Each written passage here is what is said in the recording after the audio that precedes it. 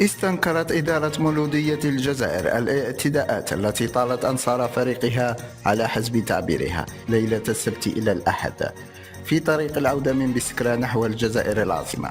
وتأسفت إدارة العميد على الصور المؤسفة التي انتشرت عبر مواقع التواصل الاجتماعي والتي تظهر حجم الأضرار والخسائر التي تكبدها أنصارها وهم في طريق العودة بعد الفوز على اتحاد بسكرة ضمن الجولة 23.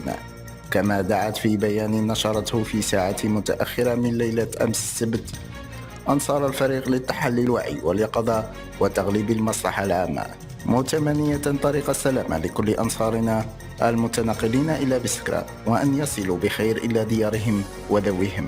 وختمت إدارة العميد بيانها بآية قرآنية: إنما المؤمنون إخوة، وشددت على ضرورة تفادي الفتنة بين أبناء الوطن الواحد.